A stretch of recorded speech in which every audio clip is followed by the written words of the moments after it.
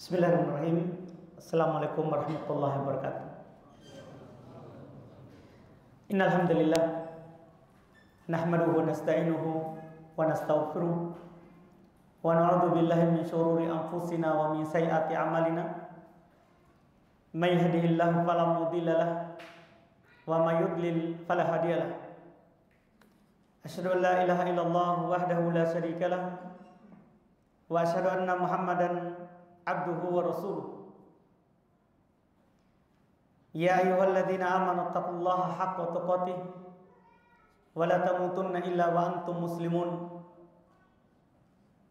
Ya ayyuhan nasu taqu rabbakumul ladzi khalaqakum min nafsin wahidah wa khalaqa minha zawjaha wa batha minhuma rijalan katsiran wa nisaa'a wattaqullaha alladzi tasaaluna bihi wal arham innallaha kana 'alaikum raqiba.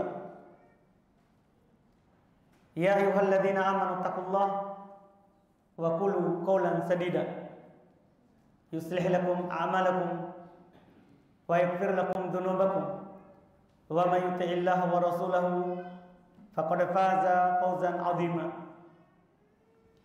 Amma ba'd, fa inna asdaqal hadithi kitabullah wa khairul hadi hadi nabiyina Muhammadin sallallahu alaihi wa ala alihi wasallam wa syarrul umuri muhdatsatuha fa inna kulla muhdatsatin bid'ah wa kulla bid'atin dhalalah wa kulla dhalalatin finnar.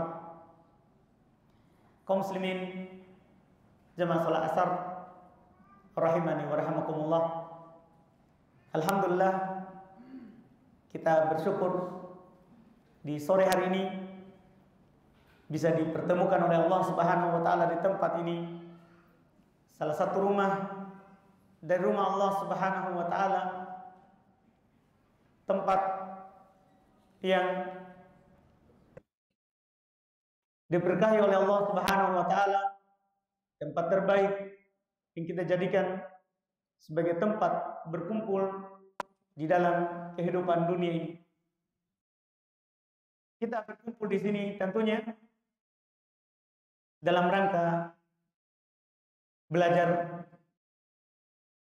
mempelajari agama Allah Subhanahu wa taala, mendengarkan ayat-ayat Allah Subhanahu wa taala serta hadis dari hadis Nabi kita Muhammad sallallahu alaihi wa ala alihi wasallam. Di pertemuan ini, pembahasan yang kita akan bahas di kesempatan yang mulia ini terkait dengan salah satu masalah yang biasa kita jumpai di kehidupan di masyarakat kita, yaitu bermuamalah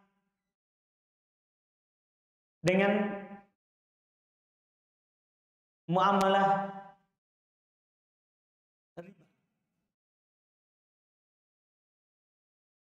Permasalahan ini, masalah riba terkait dengan hukumnya, itu termasuk perkara yang diketahui secara darurat di dalam Islam, bahwa perkara ini adalah perkara yang diharamkan. Tidak ada yang tidak mengetahuinya. Saking jelasnya dalil dari Al-Quran, demikian pula dalam sunnah Nabi Sallallahu Alaihi Wasallam terkait dengan hukumnya. Cuma yang kita bicarakan di hari ini bukan hukumnya, karena kalau hukumnya sudah jelas bahwa jatuh di dalam perkara riba itu artinya seorang telah jatuh dalam dosa besar. Itu jelas hukumnya. Dalil di Quran, di hadis, dan kesepakatan kaum muslimin akan hal tersebut. Namun yang kita bahas di pertemuan kita ini sisi lain dari pembahasan riba, yaitu apa dampak atau pengaruh dari dosa ini terhadap kehidupan kita sehari-hari. Bermuamalah dengan muamalah riba adalah bertawun di atas dosa dan maksiat. Siapa yang melakukan transaksi riba, berarti dia telah saling tolong menolong di atas dosa dan maksiat. Sementara Allah Subhanahu wa taala telah melarang kita bertolong menolong di atas dosa dan maksiat. Kata Allah Subhanahu wa taala, "Wa ta'awanu 'alal birri wat taqwa, wa la ta'awanu 'alal itsmi wal 'udwan." Saling tolong menolonglah kalian di atas kebaikan dan ketakwaan, dan jangan saling tolong menolong di atas dosa dan maksiat. Itu dilarang dalam syariat kita. Dan dampak serta pengaruh atau hal yang akan timbul dari bertolong menolong di atas riba ini, dosa ini, itu sangat banyak. Sangat banyak yang seorang dapatkan kalau ini dilakukan. Dan sangat banyaklah pelanggaran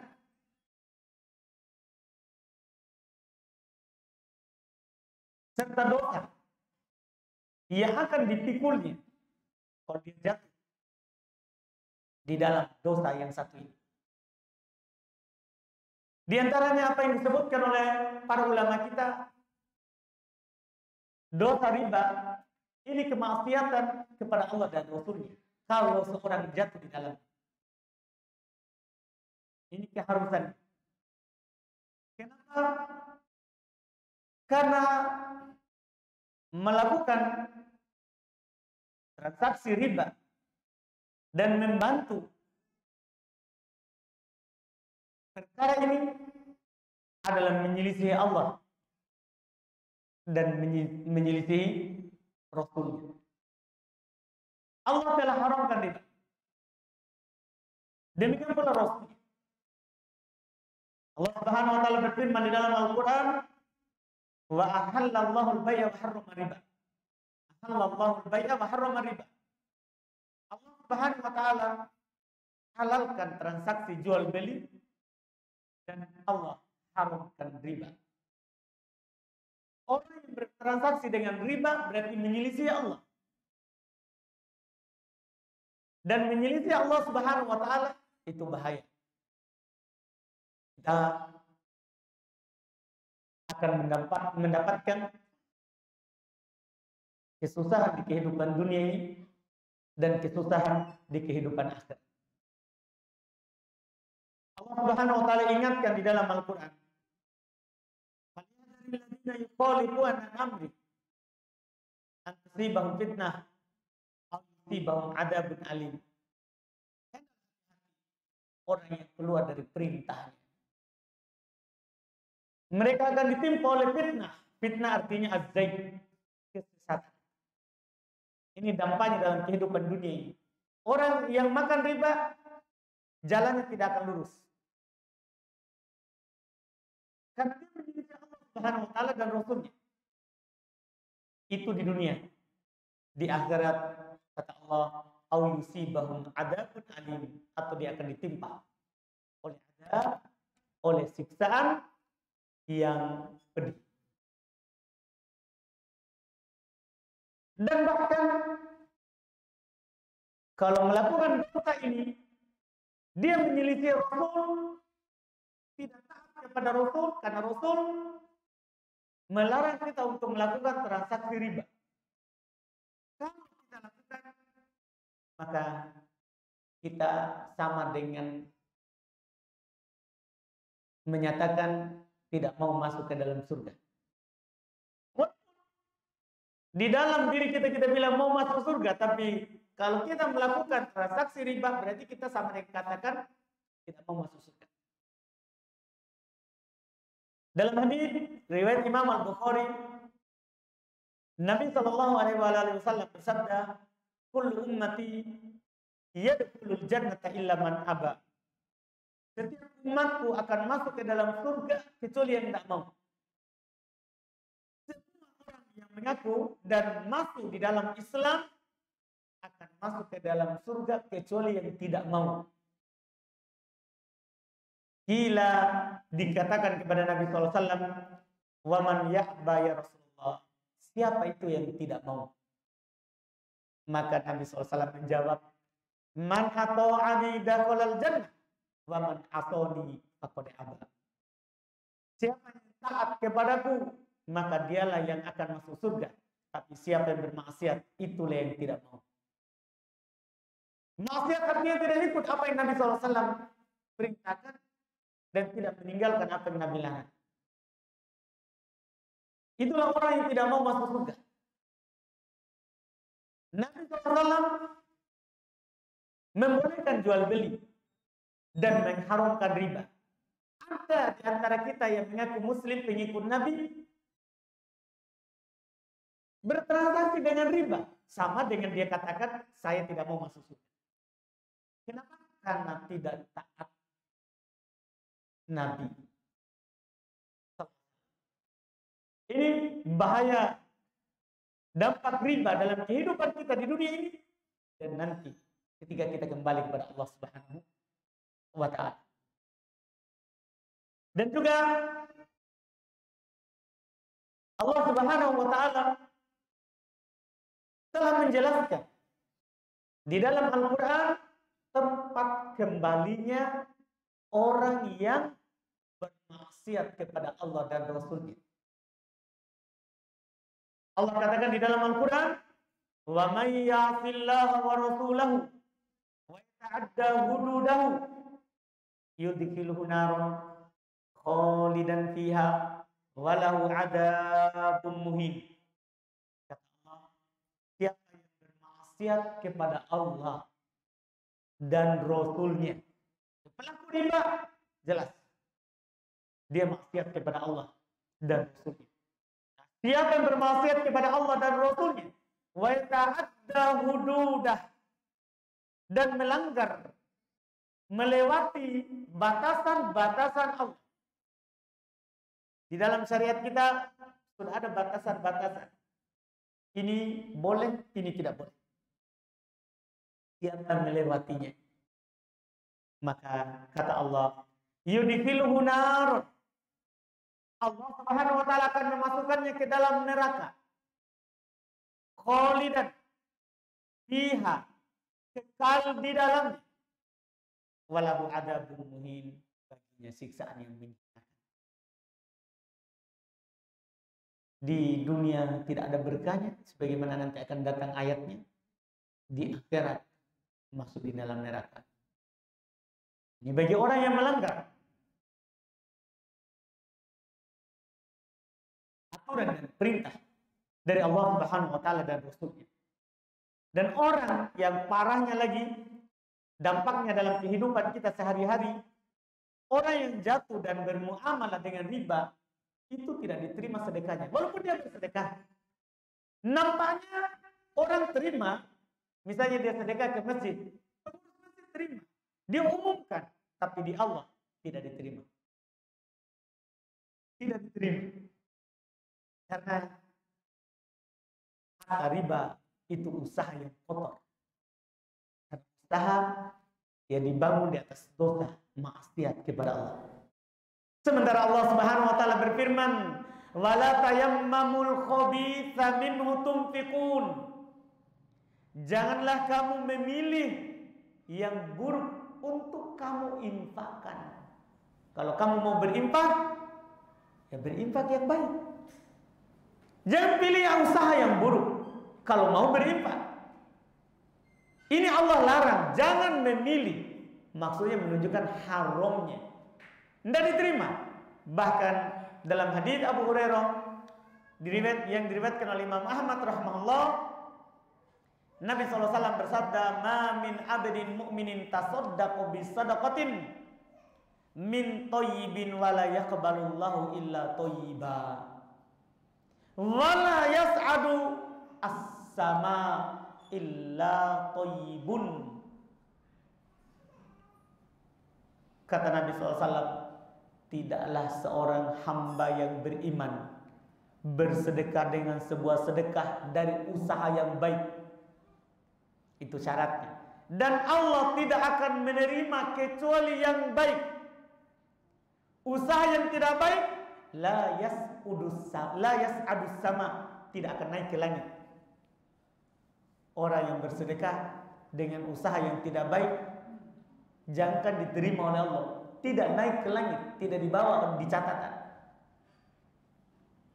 Tidak naik ke langit, karena Allah Maha baik, tidak menerima kecuali yang baik saja. Sedekah dari riba tidak diterima oleh Allah, karena itu dari usaha yang buruk. Demikian pula termasuk pengaruhnya di dalam kehidupan seorang, di samping kalau dia bersedekah tidak diterima, doanya juga tidak diterima kalau dia memakan harta riba. Dalam hadis yang diriwayatkan oleh Imam Muslim,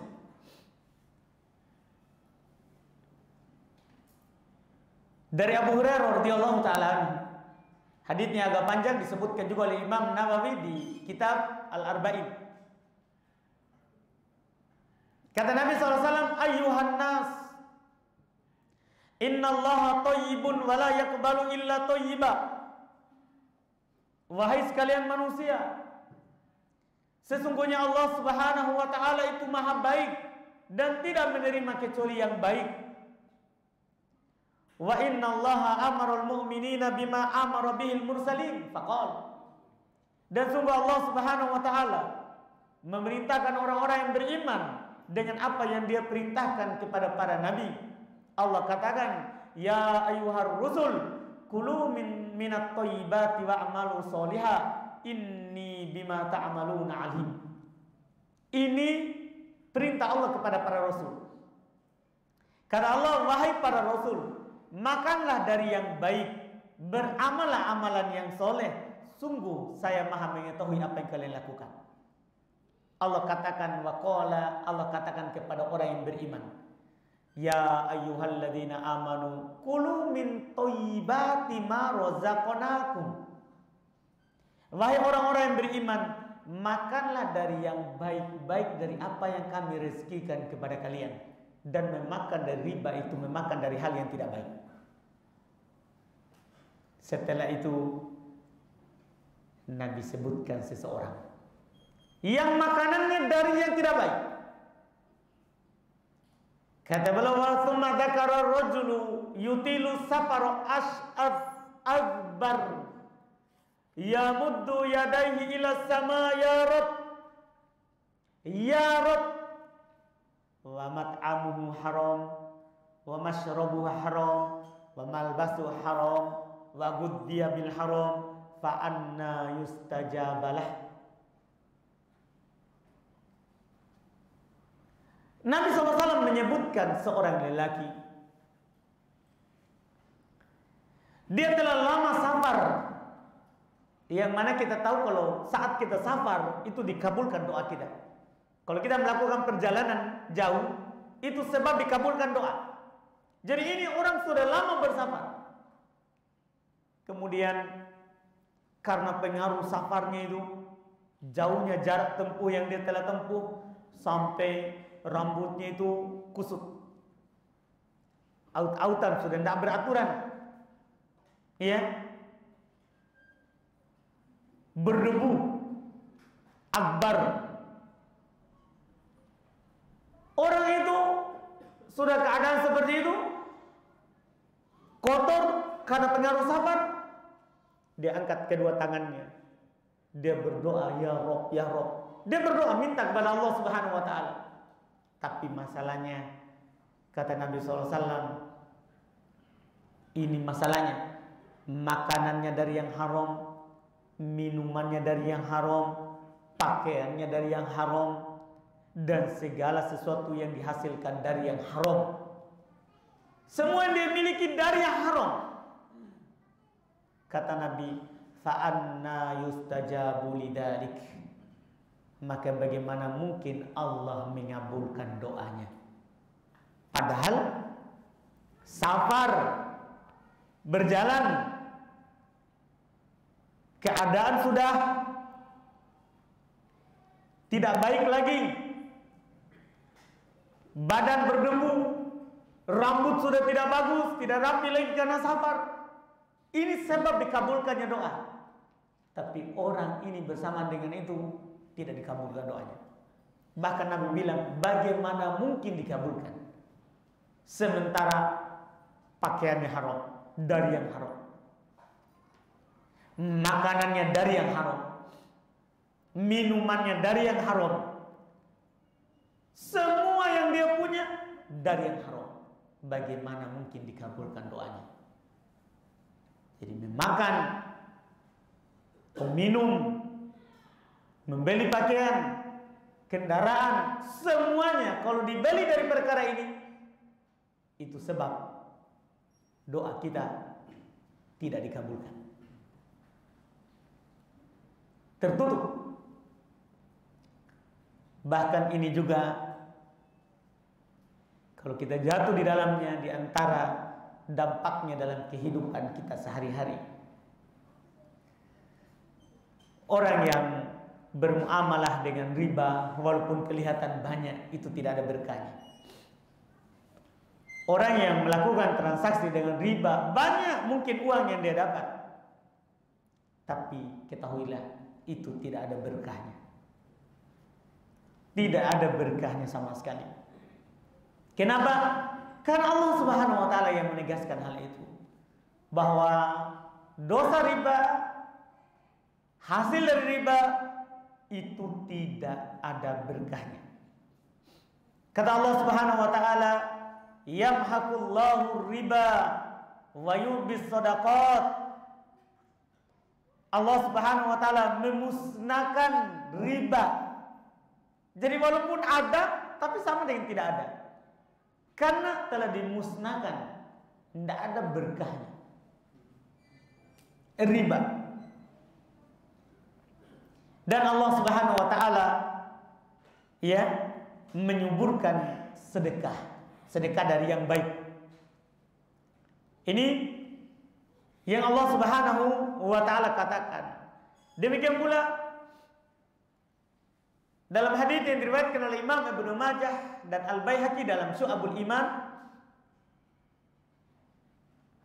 dari Ibnu Mas'ud radhiyallahu taala anhu, Nabi SAW berkata, "Ar-riba wa in kathur fa'aqibatuhu tasiru ila qal." Riba walaupun banyak, maka ujung-ujungnya pasti kita akan melihat dia sedikit. Itu kata Nabi SAW. Walaupun banyak, mungkin sudah kita menurut orang yang lihat dia sudah punya semuanya, tapi ketahuilah, orang yang bermuamalah dengan itu tidak pernah merasa itu banyak, karena ujung-ujungnya pasti sedikit. Pasti sedikit. Demikian pula juga dari Ibnu Mas'ud radhiyallahu taala anhu, beliau berkata, ma ahadun aksar minar riba illa kana akibatu amrihi ila killah. Tidak ada seorang pun yang melakukan transaksi riba kecuali ujung-ujungnya pasti sedikit, pasti kekurangan, pasti kekurangan. Ini dampak riba dalam kehidupan kita. Dan diantara juga dampaknya, orang yang bermuamalah, berinteraksi dengan manusia tapi dengan cara riba, itu akan keras hatinya dan akan berpaling dari kebaikan. Rata-rata orang yang makan riba sulit menerima nasihat, kecuali orang yang diberi hidayah oleh Allah Subhanahu wa taala. Orang yang memakan riba biasanya keras hati. Datang dalam hadis riwayat Imam Muslim, demikian pula sebelumnya Imam Al-Bukhari dari Abu Abdillah Nu'man bin Bashir radhiyallahu ta'ala anhu beliau berkata, sami'tu Rasulullah sallallahu alaihi wasallam yaqul, saya pernah mendengar Rasulullah sallallahu alaihi wasallam bersabda, innal halal bayyin wal haram bayyin wa bainahuma umurun mushtabihat la ya'lamuhunna katsirun minan nas faman ittaqas syubhat faqad istabara li dinihi wa 'irdihi. Kata Nabi sallallahu alaihi wasallam, sungguh perkara yang halal itu sudah jelas, tidak ada lagi yang sama. Yang haram sudah jelas, yang halal juga telah jelas. Karena syariat kita telah sempurna. Semua kalau itu kebaikan, Nabi sudah ajarkan. Sebagaimana semua kalau itu adalah dosa dan maksiat, Nabi telah peringatkan. Makanya yang halal sudah jelas, yang haram sudah jelas. Tapi hati-hati, kata Nabi, di antara keduanya terdapat perkara-perkara yang samar. Kadang kita tertipu dengan penjelasan orang-orang yang menjelaskan dari kalangan jin manusia ataupun syaitan. Jin dari kalangan syaitan. Tipu dayanya. Makanya antara keduanya ada perkara yang syubhat, yang samar-samar bagi orang-orang yang belum belajar atau belum mengetahui hukumnya. Tidak diketahui oleh kebanyakan manusia. Tapi kata Nabi SAW menjelaskan kepada kita apa yang harus kita lakukan kalau ada yang syubhat. Kata Nabi, faman ittaqas syubhat faqad istabara li dinihi wa 'irdihi. Barang siapa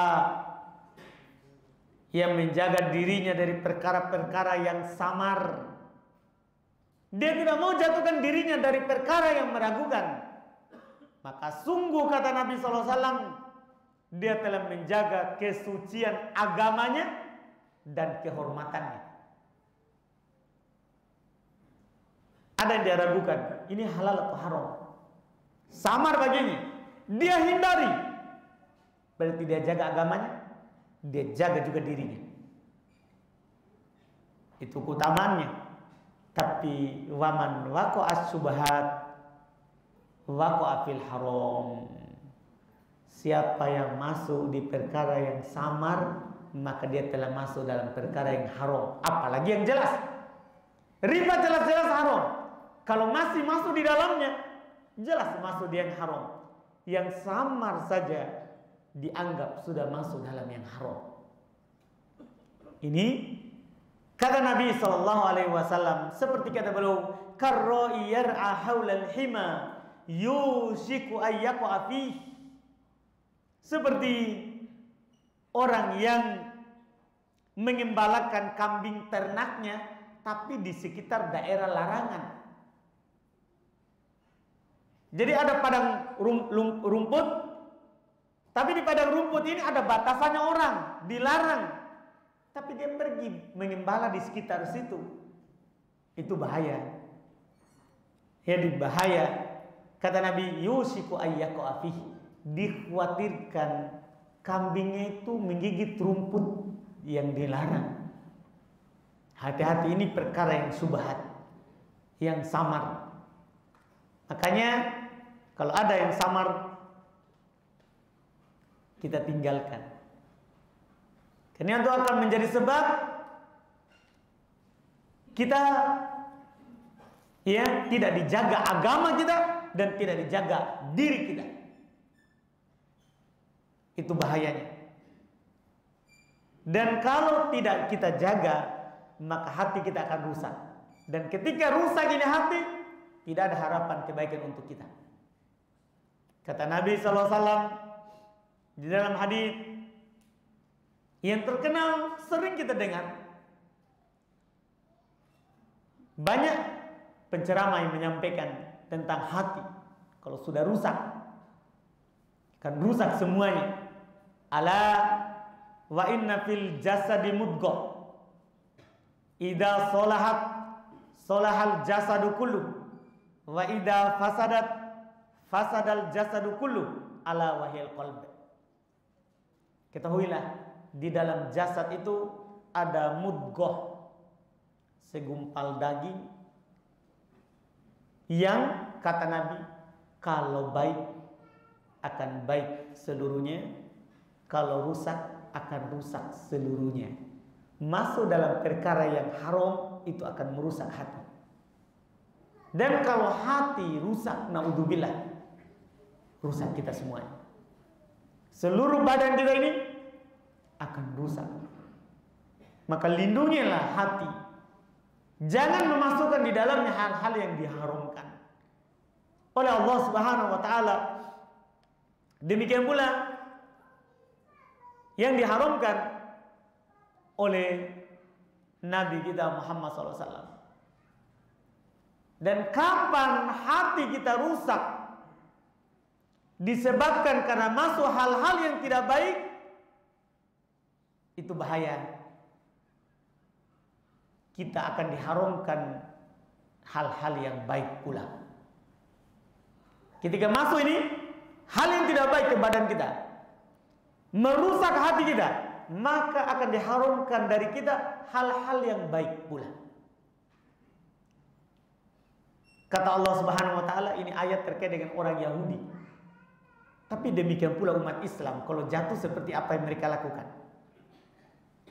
Kata Allah Subhanahu wa taala, fabidulmin minal ladina hadu harramna alaihim thayyibat uhillat lahum.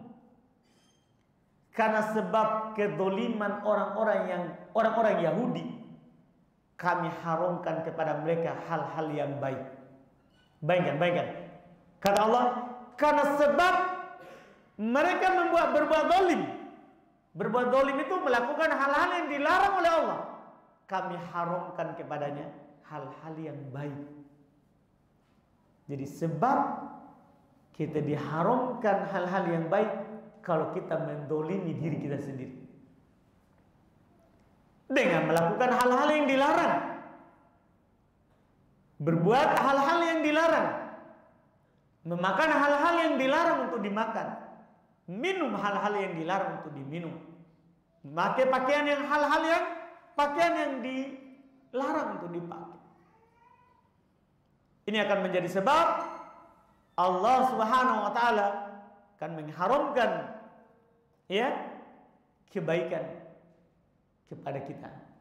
Dan jangan sama sekali orang-orang yang jatuh dalam perkara riba menganggap Allah lalai dari mereka. Hati-hati. Karena kadang sebagian pelaku riba, kalau memang ini dosa, kenapa saya masih enak-enak saja hidup? Masih senang-senang saja sama istri, anak, kendaraan saya banyak, kamu tidak makan riba, rumahmu kecil. Hati-hati. Jangan pernah mengira Allah lalai dari kamu. Allah ingatkan di dalam Al-Quran, wala tahsabannallaha ghafilan amma ya'maludz zalimun, innama yu'akhiruhum liyaumin tashkhasu fihi al-absar. Kata Allah Subhanahu wa taala, jangan sekali-sekali kamu mengira bahwa Allah Subhanahu wa taala lalai, Allah lengah dari apa yang dibuat oleh orang-orang zalim yang melakukan dosa. Sungguh tiada lain, Allah hanya mengakhirkan mereka. Diakhirkan biar tambah banyak dosanya. Lakukan, tambah dosamu. Itu hanya Allah akhirkan. Allah tangguhkan siksaannya. Di mana? Liyaumin tashkhasu fihi al-absar. Allah akhirkan mereka sampai hari yang mata-mata waktu itu akan terbelalak kaget melihatnya. Dari mana semua ini dosa? Kapan mata kita sudah tidak bisa lagi ditutup, sudah mata putih naik ke atas, mau di apa lagi? Iya, apa yang bisa lakukan? Kita mau bilang Rabbirji'un, Rabbku kembalikan saya. La'alli amala soleh, mungkin saya bisa melakukan amalan soleh. Allah cuma katakan kalla, tidak mungkin. Kalau mata kita sudah naik ke atas, ruh sudah berpindah dari jasad kita, tidak bisa lagi kita kembali untuk melakukan amalan kebaikan.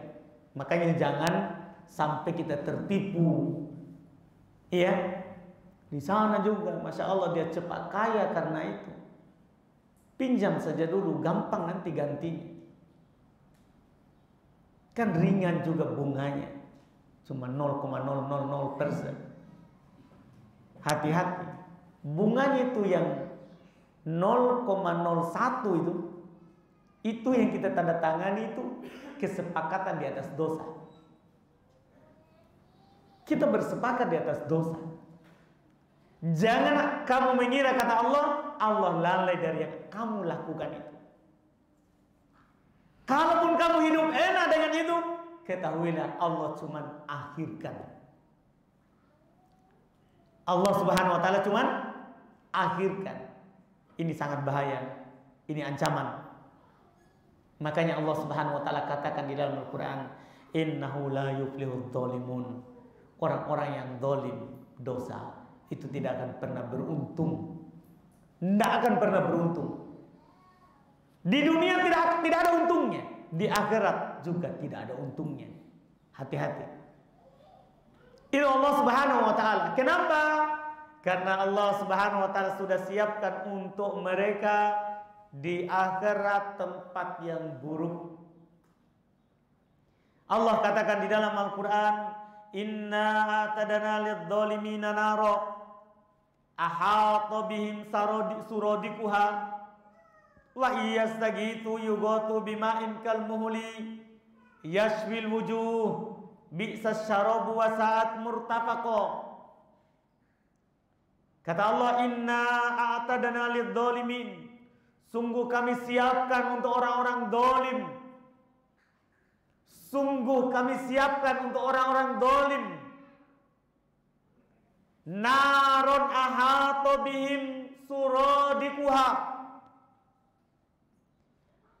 api neraka yang gejolaknya mengepung mereka. Naudzubillah. Wa iyastaghitsu, dan jika mereka meminta minum karena panas, yughatu bima'in kalmuhul, mereka diberi minum tapi seperti al-muhul, timah yang sudah dipanaskan yang meleleh. Gimana rasanya itu kalau diminum? Iya. Atau besi yang sudah mencair karena panas, maka yashmil wujuh, itu katanya menghanguskan wajahnya. Belum dia minum, dia baru mau minum, hangus wajahnya, apalagi mau masuk dalam perutnya. Tapi dia haus, pasti dia minum. Naudzubillah. Ini bahayanya. Makanya kata Allah, bi'sas syarabu wa sa'at murtafaqa, itu adalah minuman yang paling buruk dan tempat istirahat yang paling buruk. Tidak ada tempat yang lebih buruk daripada neraka. Dan itu kembalinya orang-orang zalim, pelaku dosa dan maksiat kepada Allah Subhanahu wa taala, dan tidak ada orang yang bisa menolongnya nanti di hari kiamat. Tidak ada yang bisa menolongnya. Allah Subhanahu wa taala katakan, "Ma wa ma lidz-dzalimina min nasir." Tidak ada satu orang penolong pun bagi orang-orang yang zalim. Seorang yang memakan riba, pelaku riba, gara-gara itu dia lakukan karena mau bahagiakan istrinya, mau bahagiakan anaknya, mau bahagiakan keluarganya, dia pinjam riba. istri, anak, keluarga, tidak ada yang bisa menolongnya nanti di hari kiamat. Kerugian yang besar bagi mereka. Terakhir, dan masih banyak lagi bahaya dampak daripada dosa yang satu ini, tapi karena waktu yang sedikit, kita cukupkan satu lagi dari bahaya riba. Riba ini itu termasuk perkara yang membinasakan. Riba termasuk perkara yang membinasakan. Hati-hati. Kata Nabi SAW dalam hadis yang diriwayatkan oleh Imam Al-Bukhari dan Imam Muslim dari Abu Hurairah radhiyallahu taala anhu, kata beliau, ijtanibu as-sab'al mubiqat, jauhi 7 perkara yang membinasakan. Jauhi 7 perkara yang membinasakan. Apa saja itu? Qalu ya Rasulullah wa mahum. Para sahabat bilang, wahai Rasulullah, apa saja itu 7 tadi?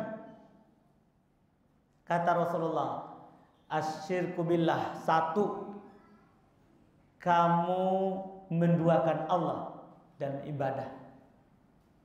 2, was-sihir, kamu melakukan sihir. 3, wa qatlun nafsil lati harramallahu illa bil haqq, kamu membunuh jiwa yang diharamkan oleh Allah kecuali dengan haknya. 4, aklur riba. Yang keempat, memakan riba.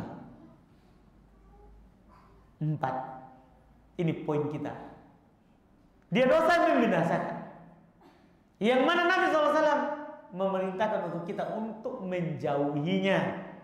Jangan dekati, karena itu akan membinasakan.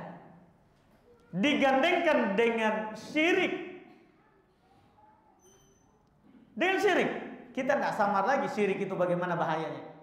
Riba juga seperti itu. Sebagaimana syirik membinasakan,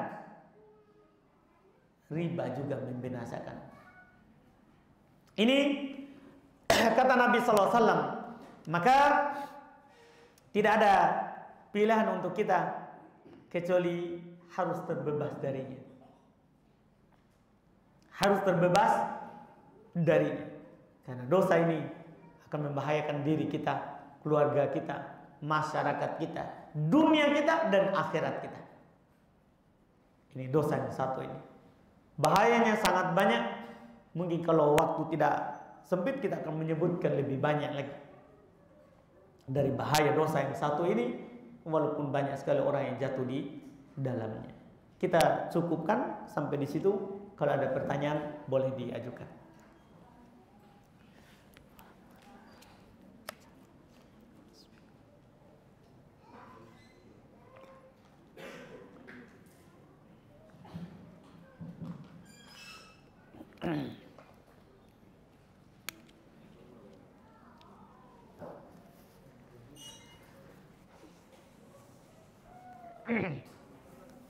Silakan.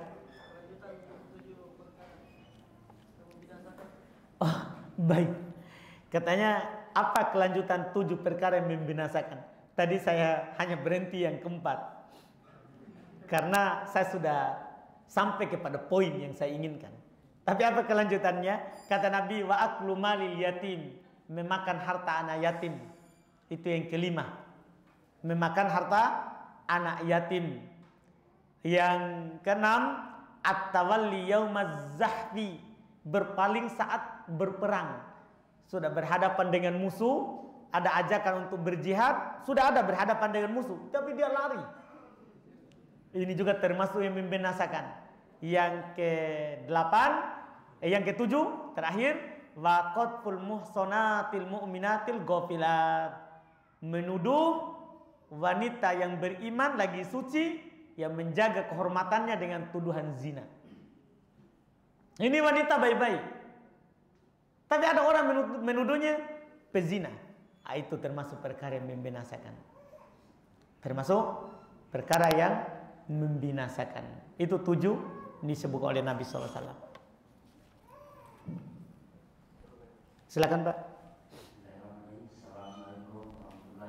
Waalaikumsalam warahmatullahi wabarakatuh. Jadi kaitannya dengan masalah riba, ada tadi yang 0,0% itu. Bukan Pak, saya mau bilang 0,01 tadi. Iya. Jadi yang termasuk dalam transaksi yang dianggap riba apa saja Pak Ustaz, yang menurut perkembangan perekonomian saat ini? Baik. Sebenarnya macam-macam Pak. Mungkin yang kita sekarang ini kan uang. Bahkan bukan hanya uang Pak. Yang riba itu disebut oleh Nabi SAW. Riba itu misalnya kata Nabi SAW, ad-dhahab bid-dhahab, emas dengan emas. Kalau kita tukar emas dengan emas lama dengan emas baru, biasanya kita jatuh di riba di situ. Syaratnya harus sama dan langsung tangan ke tangan. Kapan tidak sama?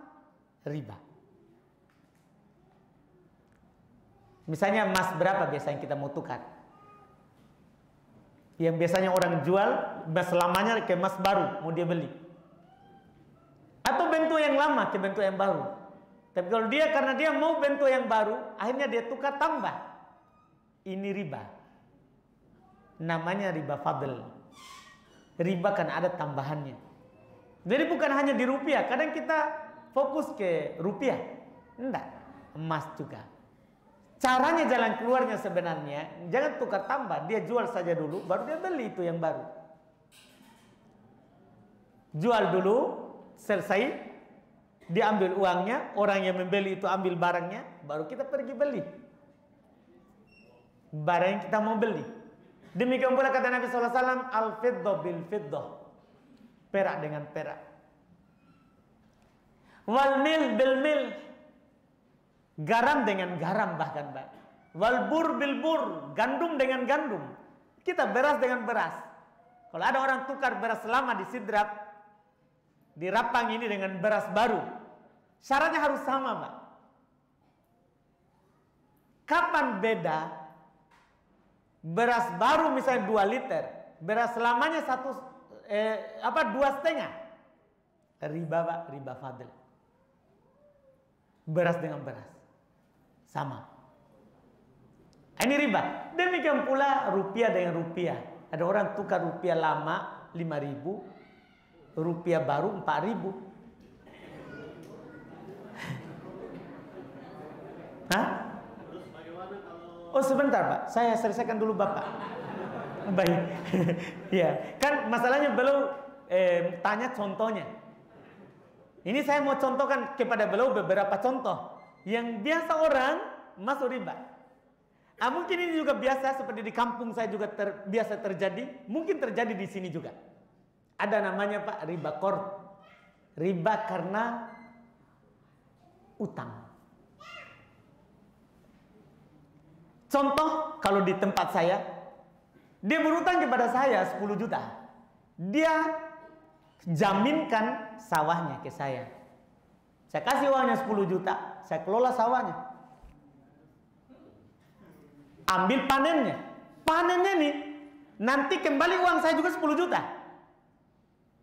Sudah masanya nanti. Panennya nih, inilah riba dari 10 juta tadi. Riba qard namanya Pak jenisnya. Riba karena pinjam meminjam, ada manfaat di belakangnya. Ini kalau kita bertanya apa saja contoh riba Pak. Banyak jenisnya, ini diantaranya. Ada juga jenis juga disebut oleh Nabi SAW, transaksi dengan cara inah. Inah ini, ada seorang sebenarnya mau pinjam uang, tapi karena dia tidak mau dikatakan riba, dia tidak ke bank. Tidak ke bank.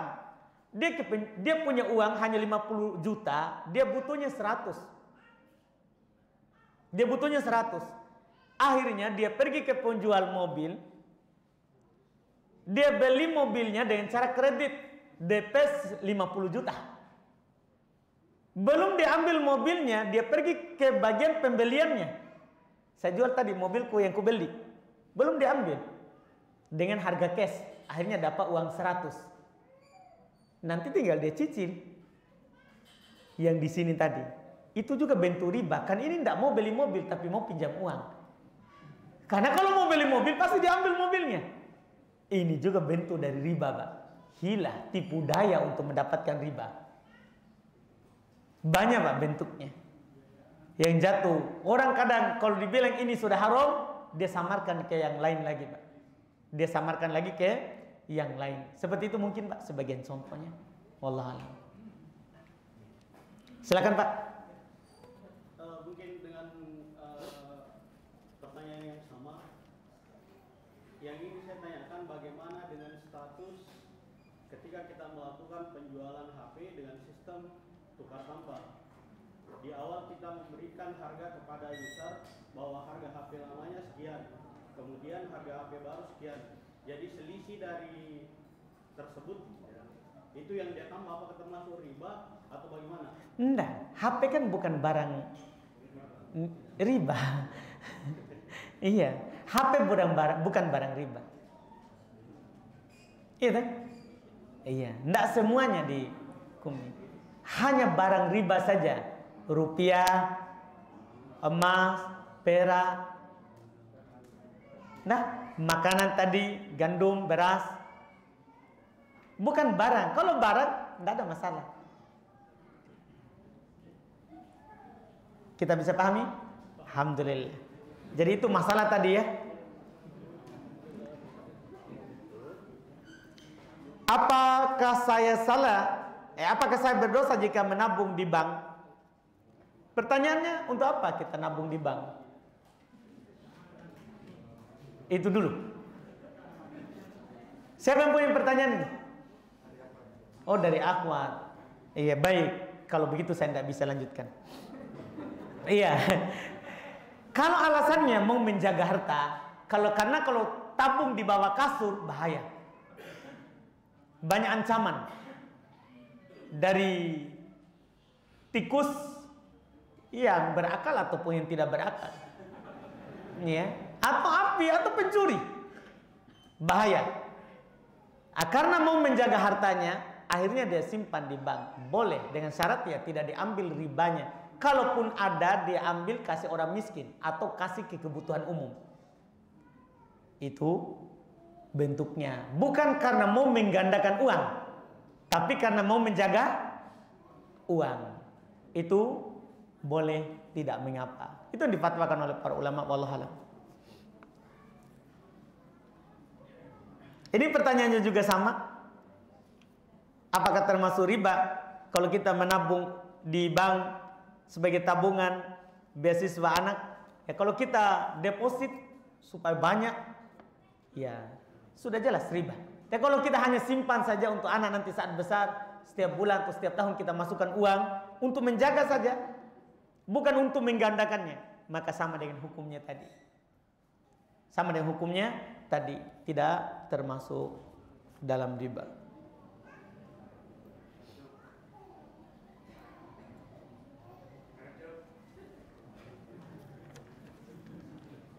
Baik. Ini ada pertanyaan, apa hukumnya kalau apabila kita diberi sesuatu kepada orang yang kita tahu kalau orang itu pekerjaannya rentenir? Apakah kita boleh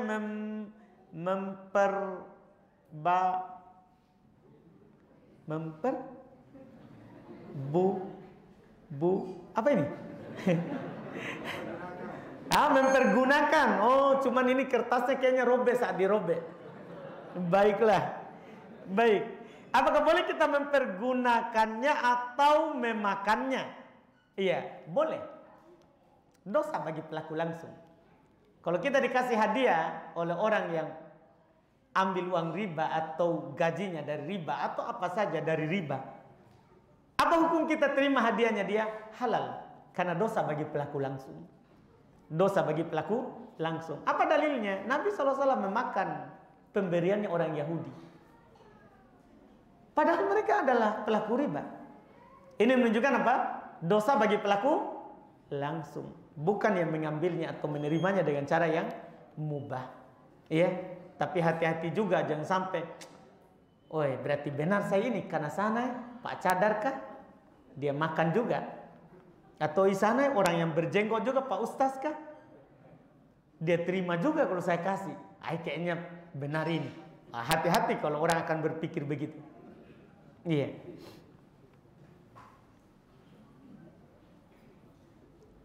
Bagaimana hukumnya kita kasih orang modal dengan perjanjian bagi hasil? Boleh dengan syarat bagi hasilnya pakai persen, bukan pakai angka yang sudah pasti. Artinya begini, sengaja saya bilang begitu karena kadang di masyarakat ada akad gini. Kamu punya ruko, saya kasih uang untuk usaha, tapi kasih saya setiap bulannya 500.000. Iya, ini salah. Yang benarnya bagi persen. Kamu misalnya 50, saya 50. Kalau ada hasil ya dapat, kalau tidak ada, tidak dapat. Ini namanya bagi hasil. Kalau tidak ada hasil ya tidak ada. Kalau yang pertama tadi bagi untung, karena untung terus. Nah, ini dalam akad syarikah, akad kerjasama itu seperti itu. Bentuknya baginya hasil, persennya.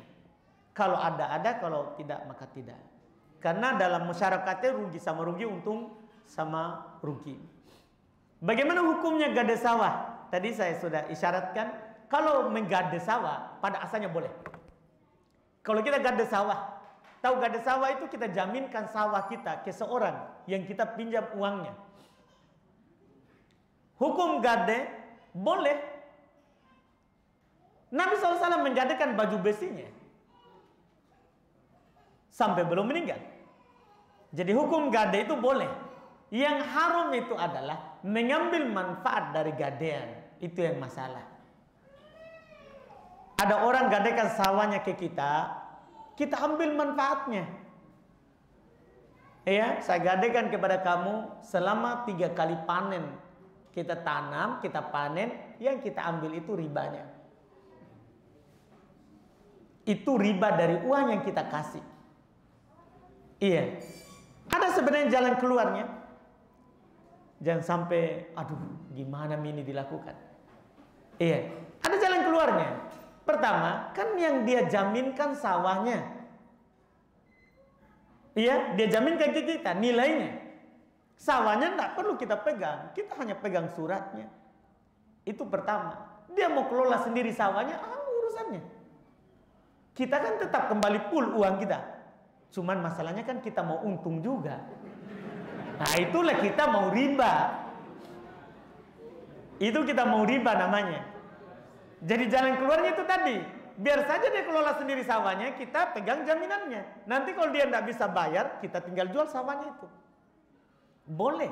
Itu fungsinya jaminan. Karena kalau dia tidak bisa bayar, bisa kita jual. Karena dia telah menjaminnya. Makanya harus ada kertas, Pak.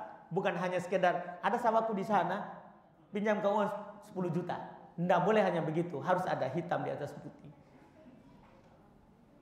Itu memang diperintahkan dalam Al-Quran. Kalau kita berutang, tulislah. Harus ditulis. Supaya nanti berperkara kita kuat. Karena kita tidak tahu masalah ke depan. Itu jalan keluar pertama. Kita pegang suratnya, biar dia kelola sendiri sawahnya sendiri. Iya. Cara pertama. Cara kedua, jangan pakai pinjam. Ya, sekarang dia mau pinjam uang, ya gini saja. Saya kasih kamu 10 juta. Saya akan tanami sawah kamu sekian kali panen. Hangus uangnya, itu namanya akad sewa, bukan lagi akad gade. Itu kan selesai masalah. Akad sewa saja, itu lebih aman. Mungkin kita pahami? Ya? Tidak? Oh paham, Pak? Alhamdulillah kalau begitu. Jadi dia sebenarnya mau gadekan sawahnya ke kita. Dengan pinjam 10 juta, nggak usah. Ini 10 juta berapa kali panen? Saya sewa saja. Ya nanti enak. Kita dapat hasil yang halal, dia juga 10 juta tidak perlu dikembalikan. Kapan sudah masa hilang sewanya, sudah tinggal berikutnya lagi. Lanjut nggak? Ya uang. Hah? Tapi kalau yang jadi masalah misalnya kalau seperti musim gini gagal panen sehingga kalkulasi Ya qadarullah. Itulah resiko, Pak. Kan begitu, Pak. Sama dengan kita mau sewa ruko. Kita berdagang di ruko itu ternyata kita tadi jual HP kan? Kita sewa ruko, jual HP, ternyata tidak ada orang beli Pak setahun. Apa yang kita katakan, Pak? Alhamdulillah. Mau di apa, Pak? Masa mau nangis di pinggir jalan? Kan begitu, Pak. Alhamdulillah. Iya. Kita mungkin bisa pahami? Alhamdulillah. Waalaikumsalam warahmatullahi wabarakatuh. Bagaimana sebelum kita mengetahui bahwa pinjaman di bank itu riba, kita pinjam uang, kita jadikan modal usaha, usaha berkembang sehingga menghasilkan beberapa aset halnya rumah. Setelah berkembang kita tahu hukumnya bahwa ternyata pinjam uang di bank itu riba. Bagaimana dengan hasil yang selama ini didapatkan dari riba tersebut? Yang kedua, Ustaz. Tapi jadi setelah itu kita tahu langsung berhenti. Iya, Ustaz. Baik. Itu dulu, Pak. Jangan kedua dulu. Iya. Satu dulu, Pak. Iya. Kadang ikhwan langsung mau kedua. Iya. Satu saja tidak mampu nak urus. Baik. Ini masalah Bapak. Jadi dia sebelumnya pinjam uang. Sekarang tidak tahu. Tadinya tidak tahu hukumnya. Setelah itu dia kenal agama, dapat hidayah dari Allah sehingga dia tahu hukumnya. Gimana ini yang dia dapatkan sebelum-sebelumnya? Apakah harus dia bakar, dia musnahkan atau gimana? Maka ada dalil pada dalam Al-Qur'an, kata Allah Subhanahu wa taala, "Faman ja'ahu mau'izatun min rabbih fantaha falahu ma salaf." Siapa yang datang kepadanya nasihat yang mendalam dari Rabb-nya, kemudian dia berhenti, baginya apa yang telah lewat. Ya, baginya apa yang telah lewat. Artinya tidak perlu kita hilangkan, tidak perlu. Ya mau apa? Itu kan sudah lewat masanya. Allah katakan baginya apa yang telah lewat. Baginya apa yang telah lewat. Itu Pak dalilnya di Quran. Masalah apa lagi? Yang kedua. Misalnya kita bergerak di usaha bidang perumahan BTN, kita menjual rumah ke pihak yang kedua, terus pihak yang kedua mengajukan ke pihak yang ketiga yaitu bank, terus yang bayar ke kita bank. Bagaimana hukumnya? Jadi kita jual cash atau kredit?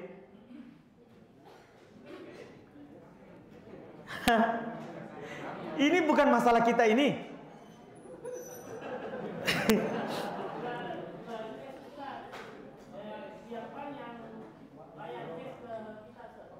Pihak bank yang bayar cash ke kita.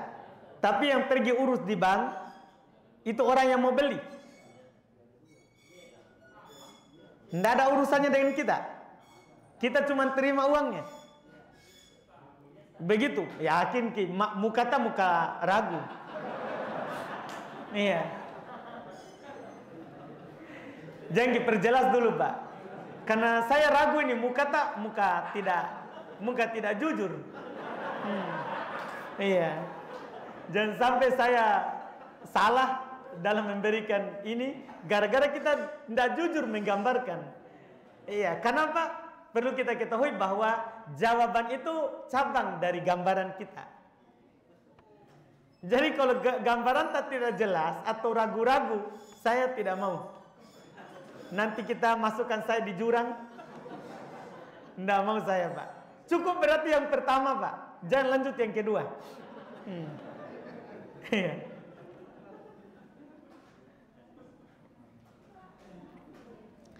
Apa hukum memakan? Ini terakhir. Pertanyaan terakhir. Masih ada pertanyaan tapi kayaknya tidak sempat.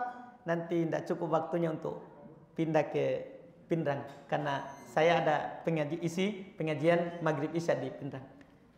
Ini pertanyaan terakhir. Apa hukum memakan hadiah koperasi? Karena kalau hadiah koperasi, kalau karena kita menyimpan di situ,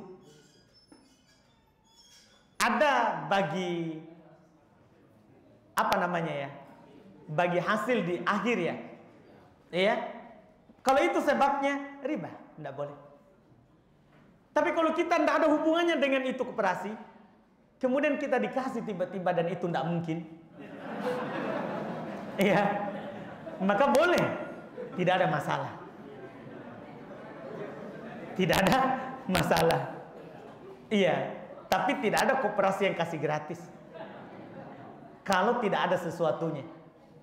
Itu wallahualam. Ini kami cukupkan, alhamdulillah. Mohon maaf atas kekurangan. Semua yang benarnya itu semata dari Allah Subhanahu wa taala.